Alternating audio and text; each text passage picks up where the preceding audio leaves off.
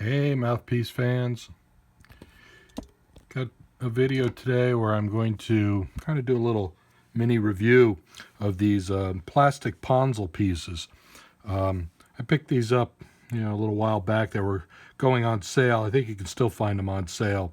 They're plastic Alto mouthpieces which Peter Ponzol has put his name on and calls it his silver line.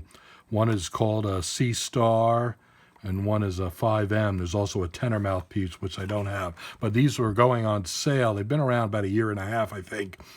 And now you can pick them up for like $22, including shipping. So I did that because I said, I'm curious what's the deal with these and how close they are as replicas. So one of them is, by the C Star designation, supposed to be similar to a Selmer. And this one pretty much is. I don't have a Selmer Alto here, but it's similar to an S80 tenor that I have here in that the body style is similar, and the inside is also fairly similar. They both have kind of a square chamber. It's hard to line that up there where you can see it with the kind of lighting I have. But anyhow, let me scope it out here. There is a square chamber inside this one that's very similar to the tenor, and only a minor difference in that this was actually bored out, so there's might be a little a round seam in here where this was left with an injection molding seam, which is very small. The injection molding work on these is very neat, very symmetric, and the wall right here is close. Yeah. So that's the Ponzol C Star. The other one, called a 5M, and it's only labeled a 5 on the mouthpiece, but again, it's supposed to be reminiscent of a Meyer, I guess. The tip opening is actually more like a 4M, and I'll show you the facing. I do have an early Babbitt that I can compare it to, and this, body-wise, not quite. It's a little longer than the true Meyer. And the chamber is different, but it's closer than the Selmer is. This has kind of a squarish throat that's round with rounded corners. Again, let me see if I can scope that out for you. I don't know how well you could see that, but I tried.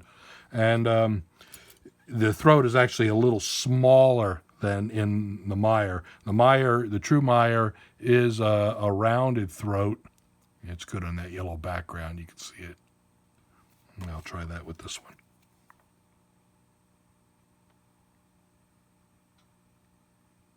So the Meyer has it's round and it has a very slight hourglass kind of a squeeze in the throat area. But other than that, it's round, and the baffle transitions into a round area. So, this is not a replica, but it's still a nice mouthpiece. They come with a cap and a ligature. The ligature I had a lot of trouble with because you have to form it to your reed, and I was using a fiber cell on it. Which tends to be a little thicker than cane. So you gotta, if you just gave this to a student who didn't know what they were doing, they'd have a tough time breaking the ligature in. But if you had a teacher that would do that for them, this is not a bad mouthpiece. It's a sturdy, rugged ligature. It's just too round when it comes right out of the box. So next I'll show you what my facing analysis shows on these, and I'll contrast it to what I had been playing on Alto, which is a Van Doren A15 that I refaced myself, and I'll actually play test them for you too. Okay, this is a facing curve for the 5, the Ponzol 5M. The mouthpiece is in this orientation. So this is the tip opening, which I get at 0.064. And the facing length is fairly short for an alto piece at 37. The curve is got a pretty good, nice shape to it. Might have a slight bump here, which still should play fine. It's a little uneven. The blue line is the average of my left and right measurements, and the cyan and green line kind of exaggerate some left to right errors in evenness. Not a major problem, but they are a little uneven here. But not bad for, it's a machine face piece that maybe somebody touched up the tip rail a little on. The next photo here, photograph, is of the C-Star, and it has a tip opening of 63 and a facing length of 38, so it's pretty darn close to the other one. Not as crooked in this area, but it had a little crooked spot near the tip, and my second measurement coming off the table was crooked. So there was either a bump or low spot, on either side.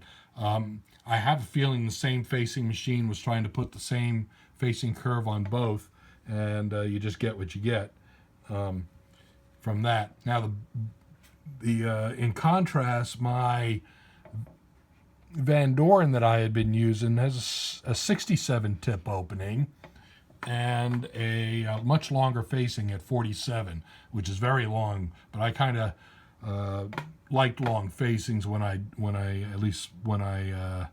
made this for myself a while back. To contrast the facing curve, let me put this over here.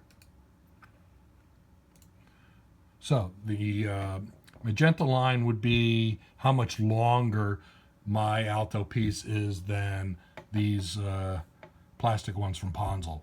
So I would expect mine would be better for low note response, and these would, favor you taking a little less mouthpiece in, and they would use a softer reed because there's more resistance from a sharper curve in this area.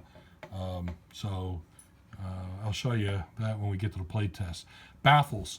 I did a plot of the 3 baffles. This is in this orientation. So what I have here, the blue line is the C-Star. It starts off, all 3 mouthpieces I'm testing all start off pretty flat near the tip, and the tip openings aren't that different, and but near the throat, the C-Star is the highest, then comes the 5M, and then my Van Doren is actually the lowest there. And the Van Doren has a slight, this is a V5 Van Doren, which some say is their jazz. I used it for classical, but it has a round throat that's just slightly squeezed. So, but the baffle's lower. So, next I'll play test it and give you my final impressions. Okay, here's a play test of my Van Doren V5 mouthpiece. Originally was an A15 that I refaced. This has the long facing curve on it, a 3.5 fiber cell reed. Okay.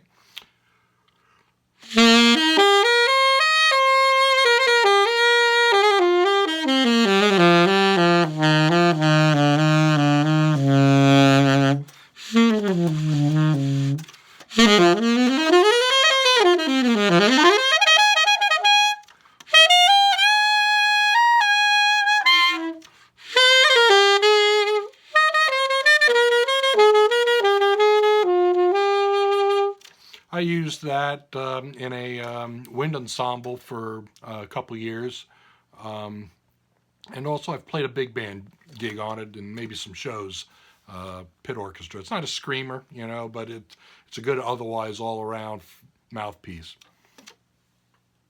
Okay, here is the C-Star. with a Fibercell 2.5 reed. It's how much the shorter facing adds enough resistance that this is what feels comfortable for me.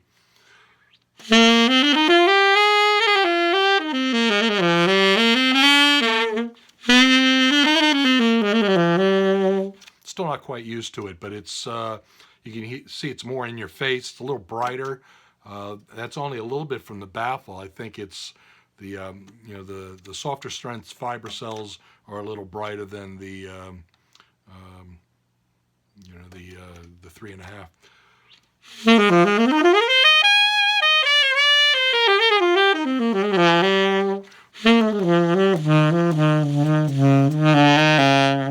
Low notes are fine, even though it's a short facing. I could get used to that very easily.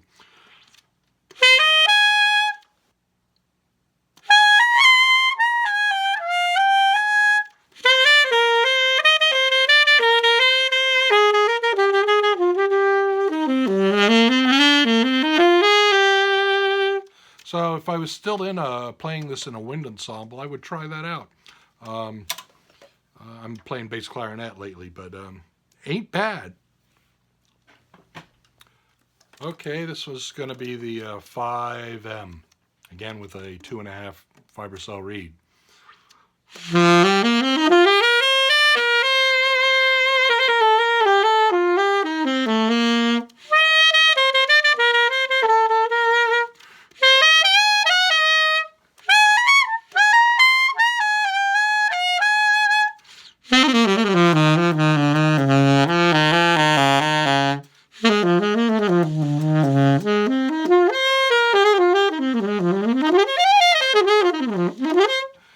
Feels almost identical to the other Ponzol. Not a bad mouthpiece, you know. For 22 bucks, I could play this out in public. It would be fine. No refacing. I probably couldn't keep my hands off it. I probably would touch it up a little bit, but it wouldn't play that much different. I guess as a bonus, I'll play my Meyer for you. I haven't played that in many years. It's more open. It's a John Van Wee actually refaced this for me way before I was getting into it.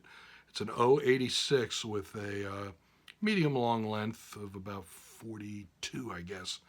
And I had trouble. This is a Yamaha 62.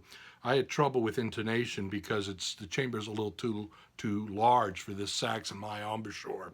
So I gave up on it. I actually used it for a while with a wad of putty down in the throat area, and that's how much smaller I needed for my octaves to be better in tune on my sax. But I'll play it without the putty, and you know, you can decide.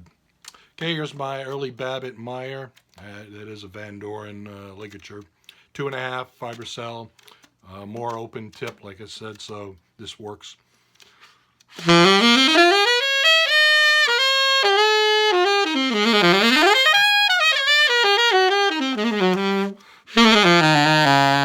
Not a classical mouthpiece with that tip opening.